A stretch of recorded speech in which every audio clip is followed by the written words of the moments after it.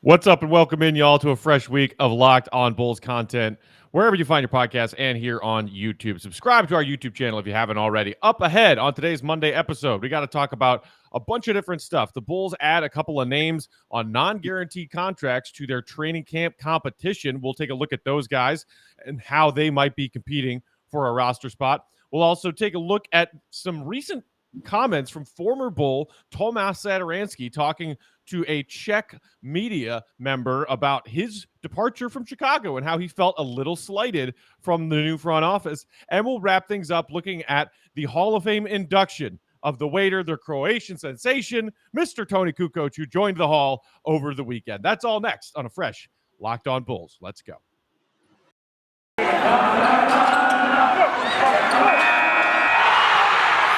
You are Locked On Bulls, your daily podcast on the Chicago Bulls, part of the Locked On Podcast Network, your team every day. Here are your hosts, Matt Peck and Big Dave Watson.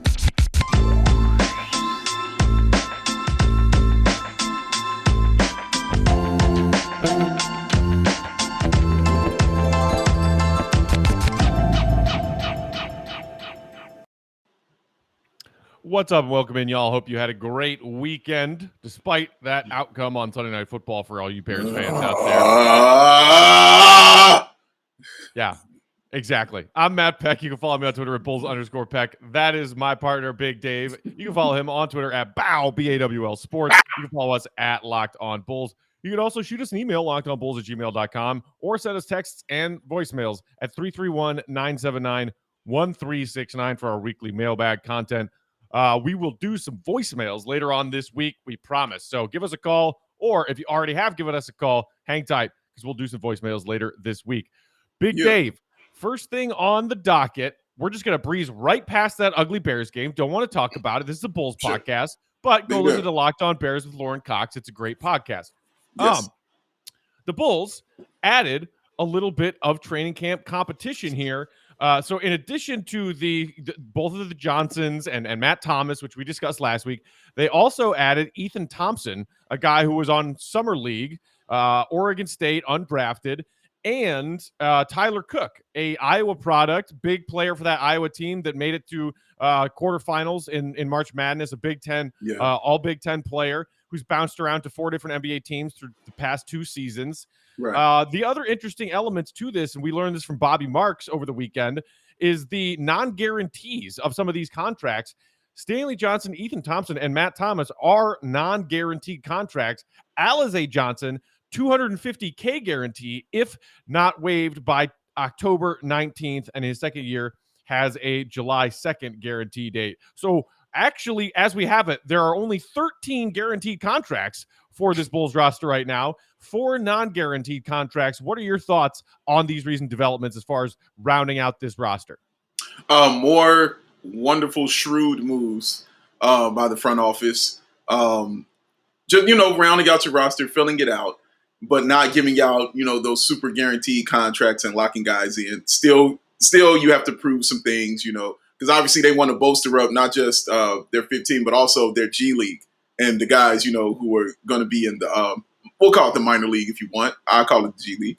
But, yeah, guys who are going to be down there playing, you want to bolster that up and, give those guys an opportunity to grow. But I like the 2 guys they got. Tyler Cook, I had to look up about. I didn't know much about Tyler Cook. I know he went to school in your favorite state.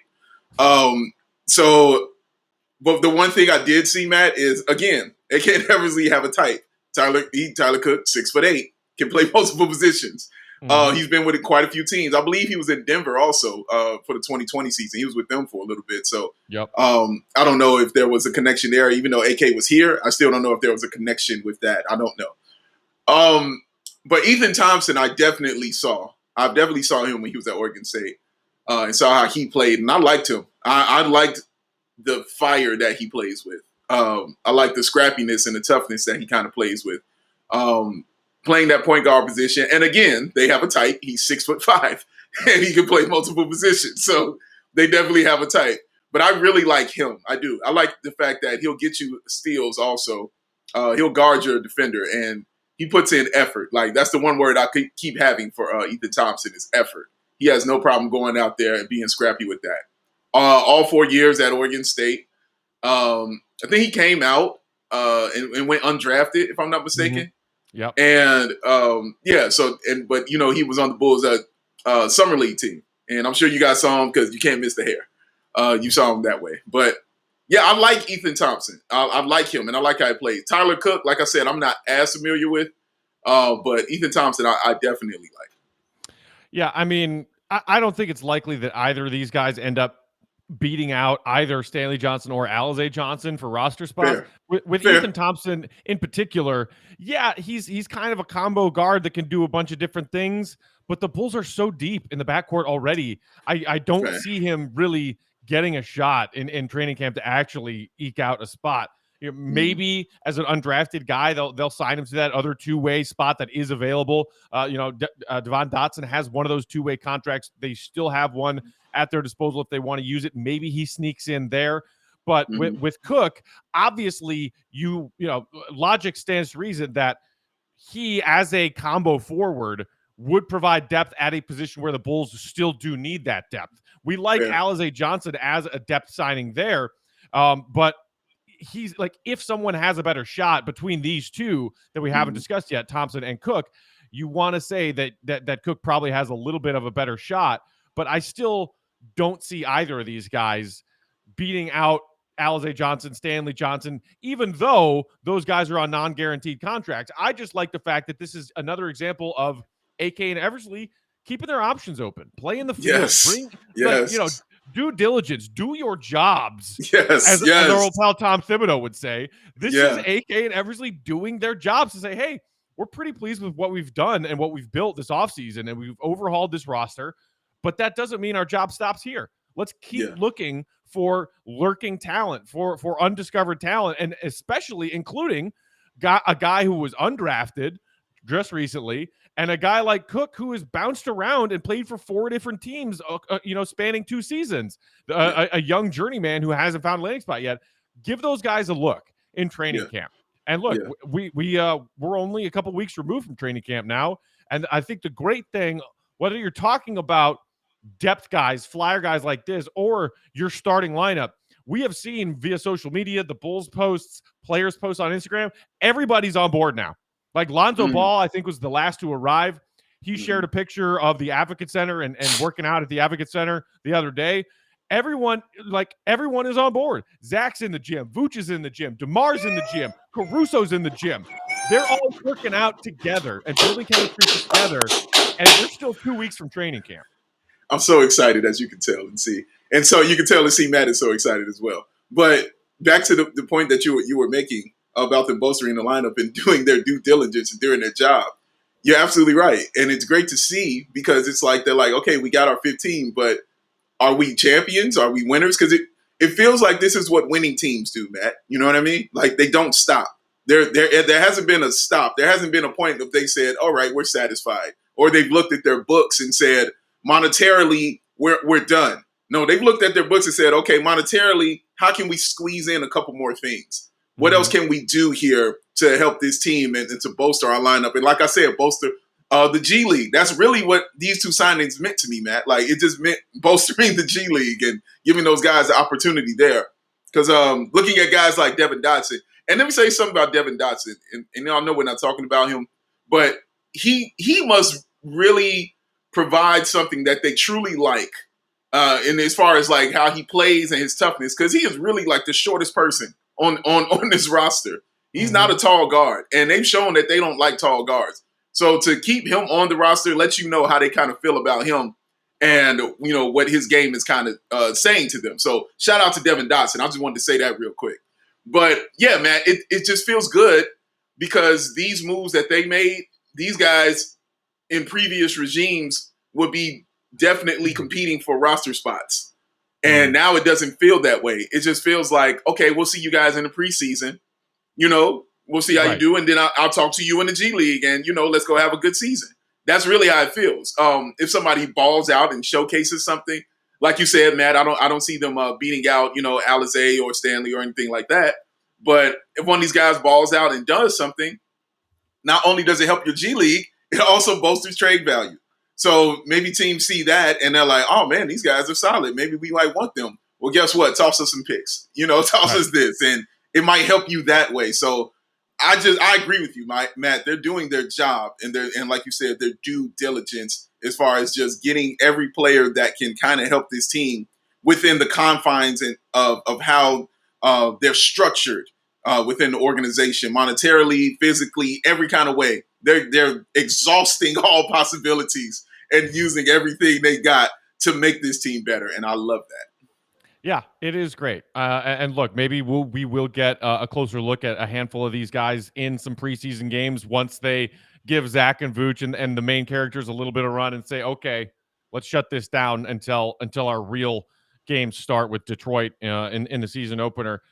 One last final note on Cook for me. There's a lot of overlap in what we can see Alize Johnson providing and what he provides. A forward who does not stretch the floor like Cook does not shoot threes at all, but like Johnson is a very efficient player around the basket. Mm-hmm. With his 28 games with the Pistons last season, which is by far the most games he's had in any of his 4 stops so far in his NBA career. With those 28 Pistons games, he had 68% from the floor.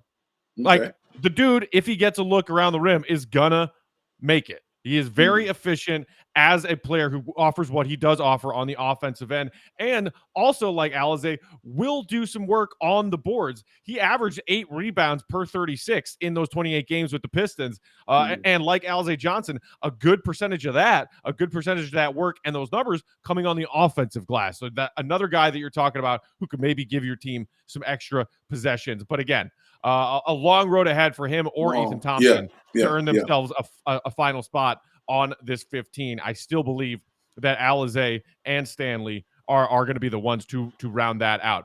All right, so that is that. We'll see if we get any more updates when we hear from the team when training camp starts about these fringe guys and impressions they might be making. Speaking of fringe guys, shout out to Archie, who maybe is getting some interest from the Golden State Warriors right now.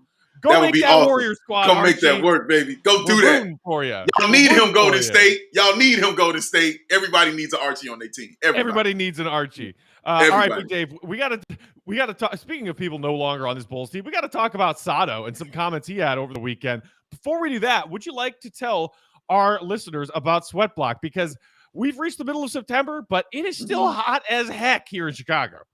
I was hanging out with my man Matt Peck yesterday, and when I showed up, I had my shorts on, and it was like 85 degrees outside. So, yeah, it was not a fun day of being outside. It was definitely hot and definitely humid. And because of that reason, you know what I did? I grabbed that, I grabbed that Sweat Block, dabbed it up under the arms, and Matt will attest to you because I hugged him. Dry as a bone, baby. As a bone. As a bone, baby. You didn't feel nothing. It was amazing. It was great. I love Sweat Block. It really, truly works, y'all. Doctor created, doctor recommended, works up to 7 days per use. That means you get a package of 10, you using one, that's 7 days and you straight and you good to go, guys. That's a great deal. It's that dry shirt guarantee, which is what I love. If Sweat Block does not keep you dry, you get your dinero back. It's featured and tested on the Rachel Ray Show. And it's been tested by firefighters, the hottest people on the planet, because, man, they got to run up in fire. It's in the name. Firefighters, all right? This is what they do. It's manufactured here in the good old US of A. It's a bestseller on Amazon for the past 10 years, y'all. So you can wear what you want. It's your little secret of confidence. And when you're going out on your trips and say you're about to go on a date, say you're about to go on an interview or something and you're nervous, step up in that bathroom, dab up under there, come in with some new confidence, ready to go and kill it and do what you do, man. So now this is what you do. You go to sweatblock.com today. Do this. Go there and get yourself 20% off using the promo code Locked On. Use the promo code Locked On, 20% off. Or you can go to Amazon or you can go to CVS and you get that same deal using that same beautiful promo code, y'all. So go ahead, grab it, get you some Sweat Block because you're going to need it. Sweat Block, stay dry.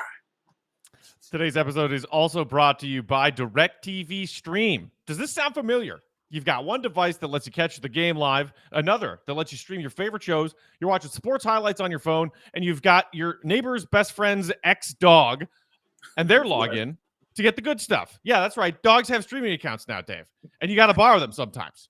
Well, I want to tell you about a simple way to get all that entertainment you love without the hassle, and a great way to finally get your TV together, especially now. NFL season is here. You want a good way to stream all the games you want. NBA's right around the corner. You want to be able to stream all that too, and your favorite shows all in one place. So here's the solution. It's called DirecTV Stream. It brings you your live TV, your on-demand favorites, brings them together like never before, so you can watch your favorite sports, your favorite movies, and shows all in one place. And that means no more juggling remotes, no need to buy another device ever again. And the best part, there's no annual contract. That's right, Dave. No annual contract. Zero. Get rid of the clutter and the confusion and get your TV together with DirecTV Stream. You can learn more at directtv.com. That's directtv.com. Compatible device required. Content varies by package. All right, Big Dave. Yes, sir. Let's get to it. I was wondering how I was going to introduce this topic, but basically, the way I've thought of this is we hear often from former Bulls who have now moved on and are no longer with the team mention the team in a less than flattering light. Yes. Especially in the old regime. Players like Bobby Portis, Jabari Parker, Jimmy Butler, after leaving the Bulls saying, yeah, I wasn't really a fan of how they ended things with me. Yeah. Here we have the latest example of that, but it is with the new front office. This isn't players saying, Gar this or John that, or the organization, don't feel respected, whatever. This is Tomas Satoransky, who spent 2 seasons with the Bulls as he's going to give you the devil every night, 6, 6, and 6. There were some nights when I argued in favor of him. I remember on Outsiders episodes, you and I would battle about who should start between Sato and Kobe. Absolutely. But the dude, generally speaking, I would say did not live up to even the modest expectations that we had for him, bringing him in here after his solid season with Washington. So that being the case, he added an interesting wrinkle to the commentary of former Bulls, basically saying all I got from AK was a text, and I thought that was not very nice. Big Dave, what did you think about this? The hell are you talking about, dude? What are you for real? Look, what did you want? Did you want a parade? Did you want your name up in lights? Did you want a montage? Is that what you wanted? What did you want from this dude? What did you want? A phone call? What did you want? How you got what your game dictated. That's exactly what you got. What your game dictated that you would get. So you give up, like Matt said, you put up the devil stat line all the time, constantly. I know it because I read it on Bulls Outsiders pretty much every single night. I would read your stat line. 5 points, 4 rebounds, 3 assists. 6 points, 2 rebounds, 4 assists. And you would play 30 minutes. You would play an entire game and put up the same stat line all the time. Now, granted, I remember the stretch he had where he was averaging about like 16 and 8, and he played quite a few games, and he was very, very solid. And I said, man, if he can continue this up, you won't hear me argue about him and Kobe again. He did not keep that up, and so the arguments continued between Matt and I, and that's how it went. But you got exactly what your game dictated. I understand maybe your feelings might be hurt. Maybe he wanted a phone call. You know what I'm saying? Maybe he just wanted that. Dude, no. You in the NBA still. That's what you get. That's your thank you, is that you are still in the NBA, that you are still on a roster, that you're on a team with Zion Williamson and Brandon Ingram. That's your thank you right there. Because he could have sent you to Sacramento. You know what I'm saying? He could have sent you off to just despair. No, he sent you to a team that actually has talent, and a team that I think you'll actually be solid for. A team where you can actually compete for the starting point guard, because they're not locked in at starting point guard. They're just not. They're not locked in at that position. You'll have a chance to do something. But dude, mad because these dudes just text you and said, hey man, thank you. Appreciate your time here in Chicago. What did you want? I don't understand what you want. You got what your game dictated, and that's what you deserved, in my opinion. You also got $20 million over the last 2 seasons. That's nice too, right? And $10 million. That's part of the business. I'm sorry, Sato, but I'm not sorry. Look, I can understand if some Bulls fans might worry about this. Like, like we're trying to get past that image of like Bulls players leave this organization and then say shitty things about them, or that they didn't feel respected or listened to. Or I don't think this example falls into that category. I don't. No, I think this is a simple example of business is business. AK is a businessman. And what was the bigger problem for the previous front office in so many ways over so many years? Loyalty and too much of it. No. Boom. Business is business. This is a basketball decision. This is a basketball transaction. You're part of a trade. Thank you. Goodbye. Moving on. Did we also pay you $20 million for your 2 seasons of mediocre work? Because, we did. You want a love letter at the end of it? So, Dear AK. So I paraphrased at the beginning of this, but just in case any of you didn't see this out here, here is the exact quote from Tomas Satoransky. And by the way, the source is the Czech Daily Sport. Shout out. Quote, "It was terse. You're in the city for 2 years. You fight for them. You live for the team. And then you receive a text from general manager Karnisovas, quote, 'Thanks for your time in Chicago,' end quote. That was the only thing I got from him. But I'm not angry. You can't be emotional in that moment. But when one thinks about it, after 2 years of hard work, it's actually pretty brutal." It sounds like he is angry and emotional about it, doesn't it? That's exactly what it sounds like. He's angry and emotional. Listen, when I'm at my job and the job lets you go, I don't get any message from the boss. The boss might say, "Hey, good luck on your endeavors," and move on. You know what I mean? That's what's supposed to happen at a job. Like, I'm not expecting to come in and it's applause, and I'm not expecting to come in and they've got balloons and cards and parades and stuff for me, even though I got that on one of my other jobs. But still, that's because I'm awesome. But still, like, you can't be out here expecting to get those things. You out here putting up those terrible stat lines. 2 years, he made it seem like he had a career here. He was 2 years, man. Like the 2 year, like, obviously him saying the 2 years just made it sound worse to me. Like, it just really did make it sound worse. And what I am now wanting to see is when he comes back, will there be a Tomas Satoransky montage? I'm waiting to see if this is going to happen. Because I remember how good it felt to laugh with Matt when Jabari Parker came up in here playing half a season and got himself a montage. And the joy on my face watching Matt be angry about it was the absolute best, one of the top 3 moments for me in outsider history that you all didn't see. But I just want to know if he's going to get that. Now, if he gets that, will he feel different? Will he feel better? No. Will that help him? No. I mean, at least Jabari is like a Chicago guy, so you felt some kind of connection. But again, the fact that they gave him a thank you is ridiculous. Hey, we grossly overpaid you to do nothing for half a season. Welcome back. We miss you. No. 16-8. 16-8. No one missed you. Not a single person missed you. I did, Jabari. Don't listen to him. I missed you. Thank you for coming back. Thank you. I love Jabari Parker. Shout out to him.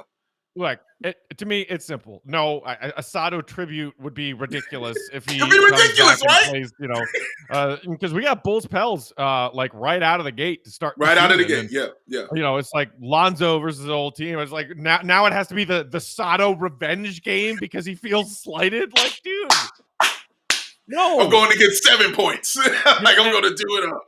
As far as like, is this a concern as far as how players view this new front office, and maybe they're too harsh and they're not loyal to their players and they don't make their players feel appreciated.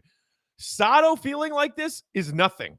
What's more important is that Zach LaVine feels listened to right now, feels appreciated right now. Said, "Hey guys, I would love for you to go out and get these players for me to play with," and they did.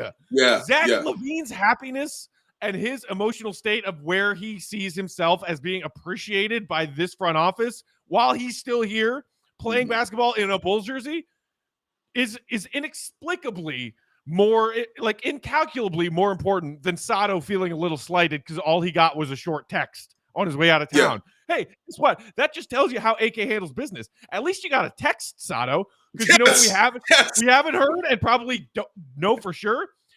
Felicio didn't even get a text. Denzel didn't even get a text. There are guys who left and got nothing. So Sato, you take that thank you text from AK and you appreciate it for what it is, and be glad that it wasn't nothing. And good luck in New Orleans. Next. Good luck. Good luck in New Orleans. And one thing I want to add to that, because I was watching Michael Irvin talk about this.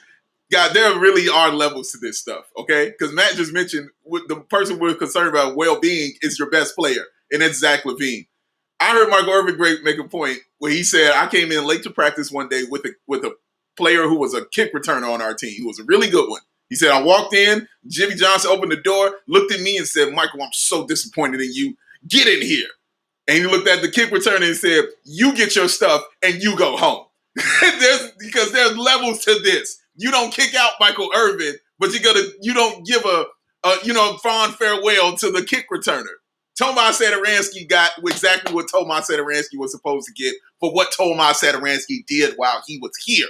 That's what you're supposed to get. A thank you, have a good one, holla back. That's what you're supposed to get, dog. Like, I don't know what else you wanted. I mean, I don't know what else he needed. Honestly, I really don't. And yeah, shout out to you because you still got a job, bro. Like, you are still in the league and you got 20 mil, like Matt said. You got 20 mil, dog. That's crazy. I didn't even put that together till Matt said that. You got 20 mil. You good. You gonna be all right, man. So yeah, you're still beloved in your country. He plays great for his international team at home. And now he's on the New Orleans Pelicans. And I'm sure some Bulls players still got love for you. I know Zach and Kobe definitely still got love for you on the team. So that's what's going to matter. And I'm sure when AK sees you, when you get back, he's going to shake your hand. You know, if he's like, hey, what's up? How you doing, man? Give you a handshake or something like that. Does he have to? No. Do I care if he does? No, I don't. But dude, like, you got to relax on that, man. Like, what else did you want? I really want to know what else he wanted, man. I just really, truly want to know. Maybe Big Dave, what he wanted, and maybe he was frustrated because he couldn't find it because he didn't know about it. Was good, reliable car parts at good prices. Maybe Sato does not know about Rock Auto. You want to tell Sato about Rock Auto? Let me help him out right now, man. We're going to put that to an end, baby, because now when you're going down New Orleans, you know, they got them ill cars down there in New Orleans, man. Shout out New Orleans, my favorite city in the world. I love you, New Orleans. Now, New Orleans, everybody else worldwide, listen up, because it's rockauto.com time. Now, you know what them ever-increasing numbers of making models. There's so many cars out there. Everybody's got a car service. You know, you don't know what to keep up with. And you're like, oh, my God, I'm going to need this on the car. I'm going to need that on the car. So many parts you're going to need for it. Well, guess what? Calm yourself.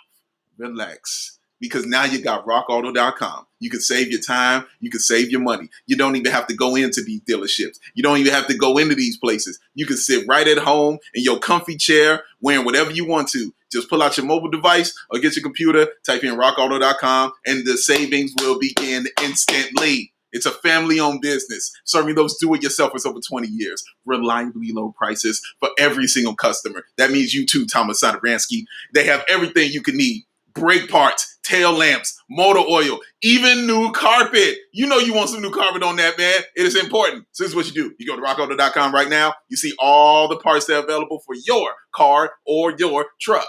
And then the most important thing, you write locked on in there. How did you hear about us section? Right, locked on right in there. That's going to let the people know that my man Matt and me, myself, Big Dave, sent you. Amazing selection. Reliably low prices. All the parts your car will ever need. Let's let Tomas Satoransky hear us together, y'all. RockAuto.com. Tomas! Get some car parts, Tomas. Maybe you'll feel better about yourself. All right, last thing on the agenda today, Big Dave. Toni Kukoc. Tony! Sixth man for the 72-10 champion Bulls in 95-96. His international resume and accomplishments is literally too long to list. I was looking at it earlier today. I mean, starting from U16 teams with FIBA, just gold medals everywhere. He's got 3 EuroLeague titles, EuroLeague MVPs. He's got a FIBA World Championship, a silver and 2 Olympics.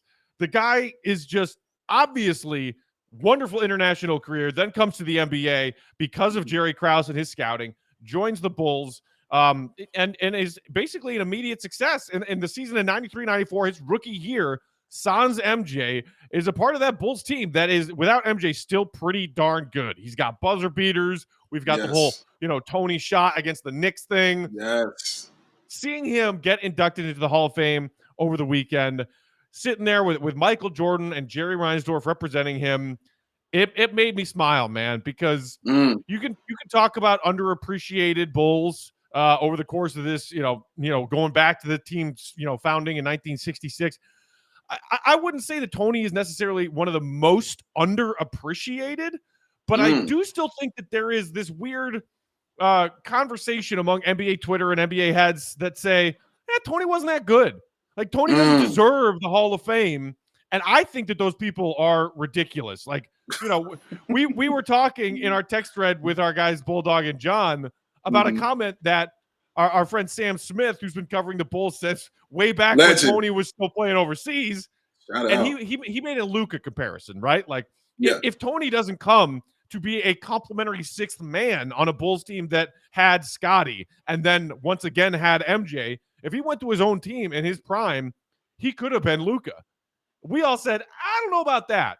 But it doesn't mean he is not a player who shifted the landscape of the NBA from an American sport to a global sport. Should get credit for that. It should get credit for his international accolades, because Hall of Fame resume is not just NBA. It's everything. And as I just, peppered a few of them at you, his international highlights of career, medals, individual and team, is too long to list. So there it is. Me, Tony, Hall of Famer. Yes. What do you think? Yeah. There's absolutely no doubt that Toni Kukoc is a Hall of Famer. And it's so many things. I hope I get a chance to say them all. So many things in my head about him. When he came in during a time European players were not looked at as real basketball players. He came in at a time where they were super respected. I mean, look when he got drafted. It just wasn't a thing. They were still looked at as soft. That label was still there for European players. Like, these guys are soft. Tony was a pioneer in that sense. Because there's everybody that came after him that plays with that kind of style and flair owes a debt of gratitude to Toni Kukoc, every European player, because they all grew up watching him. Him being on the Bulls helped with him getting, I guess, that kind of eyes on him and that kind of recognition, because the Bulls were global.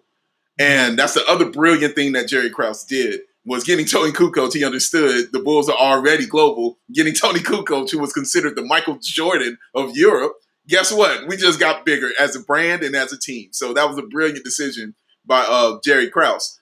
And like you said, Matt, from day one, the first game against Milwaukee, when he walked in and he's hitting buzzer beaters and he hits that three-pointer, I'll never forget it. I'll never forget the three-pointer he hit against the Pacers during the Reggie when he took the bow. And guess who hit the shot to win the game? That was Tony.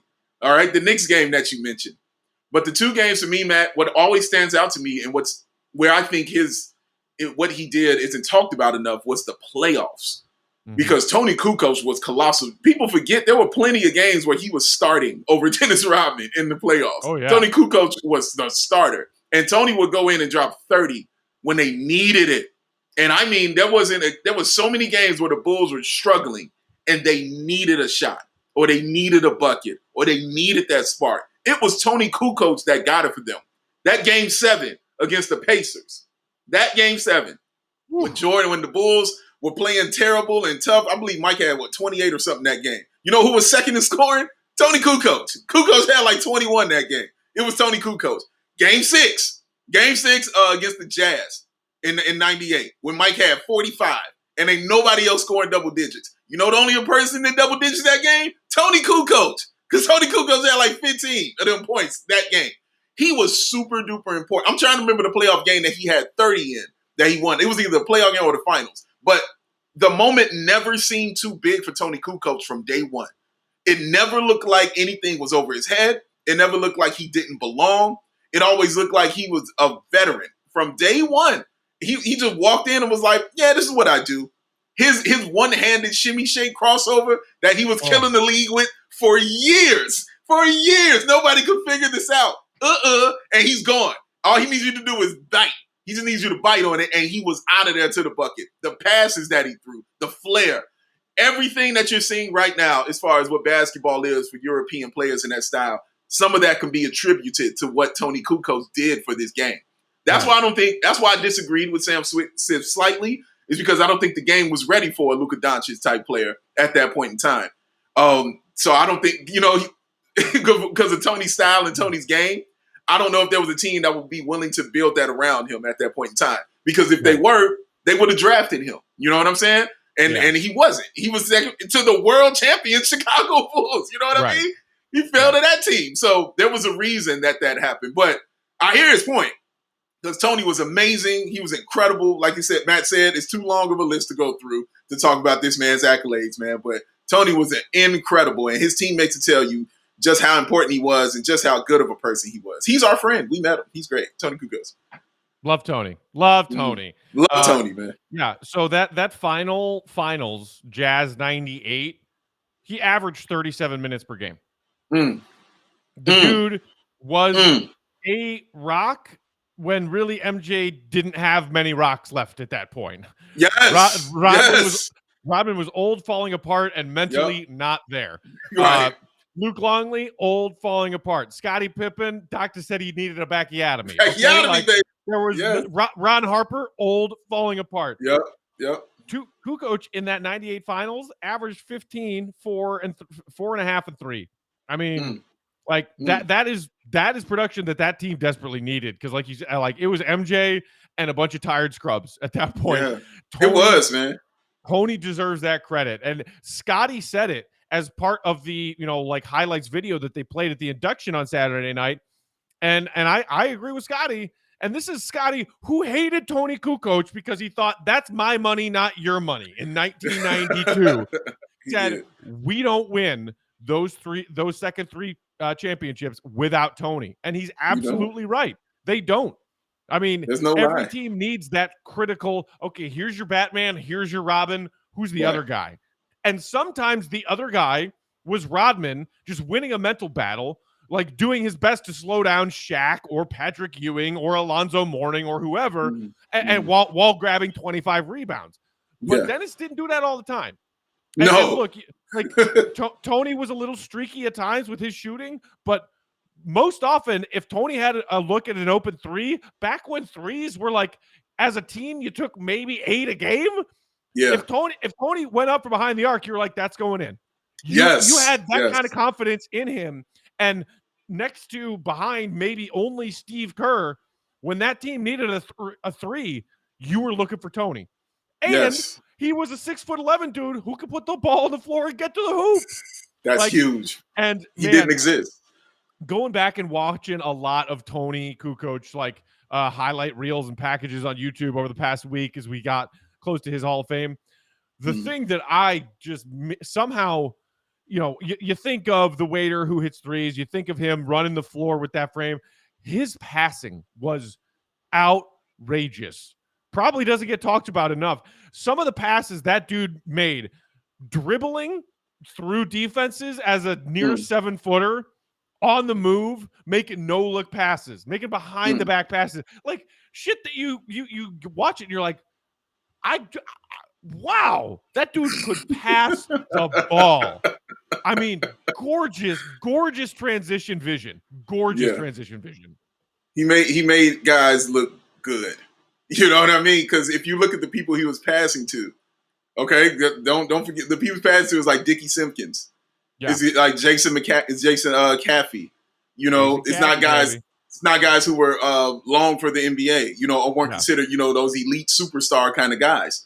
So Toni Kukoc is playing with those bench and is running the point. You know what I'm saying? With that bench in that second unit, that's when he would get his time. That's the time he would get his time. But I can't say enough about him in the playoffs, man, because that's where I think he really doesn't get discussed. Is everybody knows what he did in the regular season. I mean, he's got a 6 Man of the Year award. We saw it. I talked about the game-winning shots that he hit and all that stuff. But it's what he did in the playoffs. That was it for me, because those games he would come in and start. There was a reason. This is the finals. He wouldn't start all season. And he would get to the finals and start. Come on, man. Like that. Come on. That's telling you a lot. That's saying something. And it didn't get too big for him. It wasn't like he was freaking out. It was like, well, having another game. This is how it goes. We're doing another game. So he was just amazing. And, the whole time I'm saying that, I think of that Steve Kerr story that he told about Toni Kukoc. You remember that story? Where he said what Tony does and how he eats before he came. Yep. He said, no, we eat, we play well, we eat well, we drink well, and we take big dump, and then we go play a game. That's all I hear in my head, man, is that story. But yeah, man, Tony was really a special, unique kind of basketball player. And him being a left-handed basketball player added to the uniqueness of who he is, man. So right. He deserves all those accolades. He really does.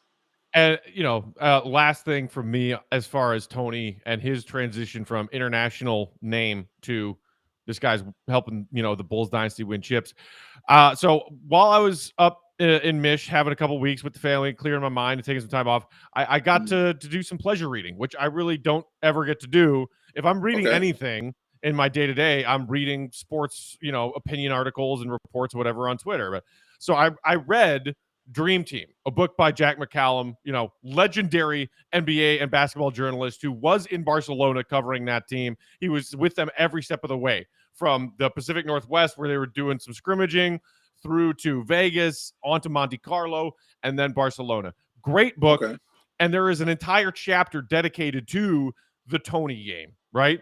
Okay. It is MJ and Scotty talking to all their Dream Team teammates before the game saying, y'all, we got Tony. This kid that is like the MJ of Euro basketball, whatever. We are going to shut this kid down. And it's hilarious to hear all of their other Dream Team teammates make comments in this book about like, yeah, dude, like MJ and Scotty, like they were great defenders, but like, holy shit. Like I've never seen anybody defend anybody like guys defended Toni Kukoc in that first Croatia game. And they wouldn't even let him get the ball. Would not let him get the ball. And after the game, Scotty says to the media, U.S. and international, well, do you think I think he can play in the NBA? No. Basically, look what just happened. No, I think he's in the right league, a.k.a. stay over here. And for the love of God, will Jerry Krause and Jerry Reinsdorf give me a better contract because I deserve it? And y'all are fawning over this kid, and I just pantsed him on national television. Yeah. And Tony responded from that, man. They meet again in the gold medal game, and that's the part that I loved hearing about in the book as well. People don't talk about that as much as the first USA-Croatia game. Tony was emasculated in that first game, and he didn't even really know why they were mad at him. They were like, dude, I got a newborn baby. I live in a war-torn country. I'm just happy to be here playing in the Olympics, and these guys are out here trying to kill me. Yeah. And he comes back for the gold medal game, and yes, Croatia loses. It's a narrower margin than the first USA-Croatia game, and Toni Kukoc is a big reason for that. The score is more respectable, and the game is slightly more respectable because Tony bounced back from that humiliation and had a good game. And he even got some kudos from those NBA, all-star / dream teamers after the game. He said, "That Tony, he, good for him. He could have hidden away and said, wow, I pretend I'm not here because I don't want to go through what I went through again, like that first game." No, he showed. Going back to your thing about Euro players and soft, Toni Kukoc proved in that gold medal game that's bull. He was not soft. He showed up and fought and earned some of that manhood back. Yeah, that is a great point, Matt. That is a great point. And I mean, I can't get. And when you look at the league and what it is now, just of how, and I think I've said this to you before on this show, that the argument can be made that the top 3 players in the league are all not from here. They're all European players. You got Luka, you got Jokic, and you got the Greek Freak. And they have all the accolades. You know what I'm saying? So yeah, like you can argue that. All of them, in my opinion, owe a debt of gratitude to Toni Kukoc and what he did and what he set forward and the trail that he blazed. He made it easy for guys like Dirk coming up. You know what I'm saying? He made it easy for Dirk to get in here and actually grow. Because I promise you, if Toni Kukoc came in that league and was a little, off, mentally and wasn't doing great in those things, it would have been a disaster. People would have been lambasting him. It would have been all over Toni Kukoc. So it was very important for him not to just succeed physically, but to show that he could take the mental toll. Because, he was destroying stereotypes of European basketball players every single game, with every single bucket, with every single pass, with every single win, with every single fist pump because he hit the last second shot. He was destroying a bear and laying the foundation for what you see today. So you all owe a debt of gratitude to Toni Kukoc, man, and definitely appreciate what he did here. Yeah. There likely isn't a Luka without Toni. There is one appearance in that amazing book, Dream Team by Jack McCallum. Highly recommend reading it if you haven't already, if you're an NBA junkie and love the story of the 92 Dream Team. Arturas Karnisovas makes an appearance, makes a little cameo in that book, and it is just a secondhand reference of him requesting a picture while he was playing for his national team. And that's our new VP of basketball ops, who is one of many to turn the NBA into a global league, a global sport. And Dave, the three most recent NBA regular season MVPs, international players. Crazy. And Luka is probably a season or two away from his first MVP. If Mark Cuban could get him some freaking help down there in Dallas. So kudos to Toni Kukoc. A wonderful guy. Like you said, we got to hang out with him a couple years back at a Bulls event. So nice. Humored peppering him with a million questions about the good old days. And it was just awesome to see him up there on that stage with a smiling MJ, who after everything they went through, first as enemies and then as teammates, Toni was one of the players who earned MJ's respect. So much so that MJ was proud to sit there and represent him and welcome him into the hall over the weekend. Awesome stuff for just the nostalgia of those great Bulls days, and also a good, important conversation for what Toni did for Euro players and the explosion of the success of Euro players in the NBA 20, 30 years after his NBA career. That's it. That's all we're talking about today. We will be back either tomorrow or Wednesday with another fresh episode, and then we'll get to some mailbag later on in the week. Again, hit us up if you want to be a part of the conversation, 331-979-1369. You can text us that number. You can call in and leave voicemails at that number. You can also send us an email, lockedonbulls@gmail.com, or find us on Twitter. I am at Bulls_Peck. He is at Bow, BAWL Sports. Big Dave, real quick, last thing. Denzel, difference maker in Cleveland, yes or no?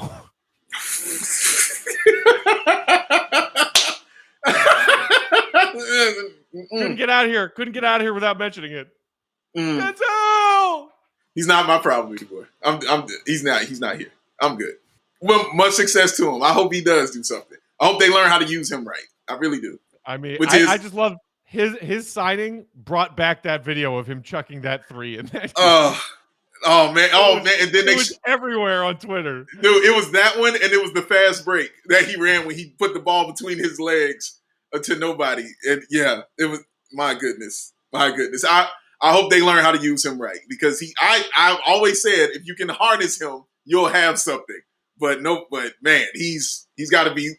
You got to harness that, man. Like what I mean by that, man, is like 2 threes and then be like, okay, we're done. Like, okay, get out of there. Go sit down. The way to use him properly is to give him a hairnet and put him behind the buffet line in the middle. Wow. That is how you use Denzel properly. Wow. Or any aspiring musicians, rappers, hip hop artists out there, you can show them his album and say, do the opposite of this if you want to be good. Stop this, man.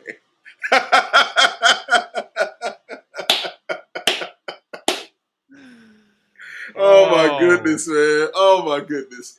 Good luck, Denzel. Good luck, Denzel. Man. If he gets minutes for the Cavs, it means more wins for the Bulls. That we play that team 1,000,000 times a season. So we do. The Lowry Denzel revenge game. Oh, it's coming. It's coming, Matt. It's on the way. I'm gonna be holding my sauce. But not before the Tomas Satoransky revenge game. So many 30-point triple doubles are coming. Oh, can't wait. It's going to be amazing. Oh, can't wait. Can't wait. And can't wait to hang out with y'all again for our next episode coming up tomorrow or Wednesday. Thanks, y'all, for listening. Thanks, y'all, for subscribing to this here YouTube channel. You can follow us on Twitter at Locked On Bulls and subscribe to our YouTube channel, Locked On Bulls on YouTube. Until next time, that's Big Dave. I'm Matt. Thanks for listening, y'all. See Red. Be good. Peace out. Tony! Tony!